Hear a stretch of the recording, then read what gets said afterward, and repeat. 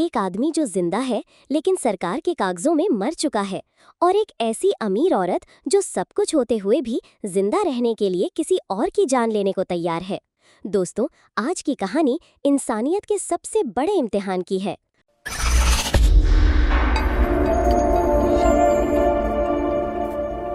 कहानी की शुरुआत होती है एक छोटे से गांव से, जहां हम प्रकाश नाम के एक सिंपल और हेल्पफुल आदमी को देखते हैं जो सुबह सुबह अपने घर से निकलकर गांव के लोगों से मिलता है और उन्हें फ्री ब्लड टेस्ट और हेल्थ चेकअप के लिए मोटिवेट करता है। वो काम कर रही महिलाओं को समझाता है कि अपनी हेल्थ का ध्यान रखो और नेक्स्ट वीक हॉस्पिटल आकर टेस्ट जरूर करवाना, क्योंकि बीमारी चुपके से आती है। प्रकाश कुछ आदमियों को स्मोकिंग छोड़ने की सलाह देता है और कहता है कि ये आदत उनकी किडनी को बर्बाद कर देगी।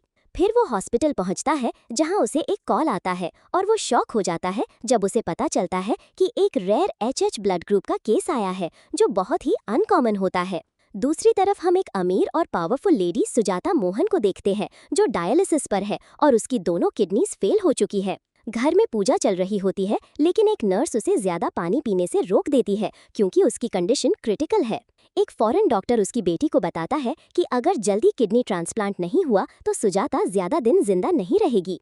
फैमिली मीटिंग में उनका बेटा माधव बताता है कि इंडिया में सिर्फ 2 लोग हैं जिनका ब्लड ग्रुप मैच करता है, एक बिहार की अमोला देवी और दूसरा तमिलनाडु का मुथु सरपी। प्लान बनता है कि दोनों को जल्दी से लाया जाए और इल्लीगल तरीके से ट्रांसप्लांट किया जाए। पुलिस स्टेशन के बाहर एक अजीब सीन होता है, जहां मुथु सरपी खुद को फांसी लगाने का ड्रामा करता है और चिल्लाता है कि मैं जिंदा हूं, पर सिस्टम ने मुझे मार दिया है। जर्नलिस्ट नरसिम्हा उसका सुसाइड लेटर पढ़ता है, जिसमें लिखा होता है कि गवर्नमेंट ने उसे डेड डिक्लेयर कर दिया है, जबकि वो जिंदा है। पुलिस उसे रोक लेती है और उसे मार भी पड़ती है, लेकिन उसकी बात कोई नहीं मानता। यहाँ एंट्री होती है कृष्ण कुमार की, जो मुथु से रिक्वेस्ट करता है कि वो अपनी किडनी देकर उसकी बहन की जान बचा ले। मुथु पैसे नहीं बल्कि एक सिंपल चीज मांगता है, मेरा राशन कार्ड बनवा दो। फ्लैशबैक में हम मुथु और उसकी वाइफ सुशीला की इमोशनल स्टोरी देखते हैं, जहाँ दोनों एक सिंपल जिंदगी जीते हैं और एक दूसरे से बहुत प्यार करते हैं। सुशीला शादी से बचती रहती है क्योंकि वो सिर्फ मुथु से प्यार करती है। आखिरकार दोनों शादी कर लेते हैं और खुशी से जीने लगते हैं। सुशीला अचानक बीमार पड़ जाती है और उसका खून बहुत बहने लगता है, जिसके लिए मुथु अपनी सारी जमा पूंजी खर्च कर देता है। प्राइवेट हॉस्पिटल के चक्कर, कर्जा और सिस्टम के चक्कर में वो फंस जाता है। एक एजेंट प्रकाश उसे लोन दिलाता है, लेकिन असली में वो किडनी रैकेट का हिस्सा होता है। मुथु और सुशीला को बेवकूफ़ बनाकर उनकी किडनी निकाल ली जाती है, बिना उन्हें बताए। फिर उन्हें एक फैक्ट्री एक्सीडेंट में डेड डिक्लेयर कर दिया जाता है और उनके नाम पर मिलने वाला पैसा भी चुरा लिया जाता है। अब दोनों जिंदा होते हुए भी सिस्टम के लिए मर चुके होते हैं। कोई आईडी नहीं, कोई पहचान नहीं। कोर्ट केस होता है और फाइनली मुथु को इंसाफ मिलता है। राशन कार्ड, आइडेंटिटी सब वापस मिलता है। मुथु डिसाइड करता है कि वो सुजाता के लिए किडनी डोनेट करेगा। सुजाता सीक्रेटली प्लान बनाती है कि ट्रांसप्लांट के बाद मुथु और सुशीला को मरवा दिया जाए, ताकि इल्लीगल काम एक्सपोज ना हो। हॉस्पिटल में टेस्ट के दौरान पता चलता है कि सुशीला की एक किडनी ऑलरेडी गायब है और सच सामने आने लगता है। दोनों हॉस्पिटल से भाग जाते हैं और जर्नलिस्ट और लॉयर के साथ मिलकर सच कोर्ट में रखते हैं। जज उनकी मदद करता है और उन्हें प्रोटेक्ट करता है।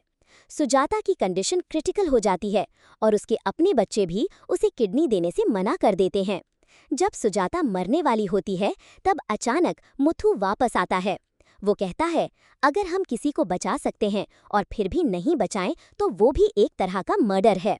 मुथु अपनी किडनी डोनेट करता है और सुजाता की जान बच जाती है।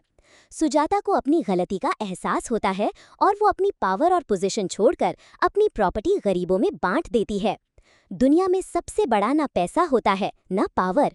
अगर कुछ सबसे बड़ा होता है तो वो है इंसानियत और प्यार, क्योंकि एक सच्चा इंसान वो नहीं जो सिर्फ अपनों के लिए जीता है, बल्कि वो है जो दुश्मनों को भी जीने का मौका देता है। और इसीलिए दोस्तों, कभी किसी को कम मत समझना, क्योंकि असली हीरो वो होता है जो बदले के वक्त भी इंसानियत चुनता है। अगर आपको ये एक्सप्लेनेशन पसंद आया हो तो वीडियो को लाइक, शेयर और चैनल को सब्सक्राइब जरूर करें। मैं मिलूंगी आपसे अगली धमाकेदार मूवी के साथ। तब तक के लिए थैंक्स फॉर वॉचिंग।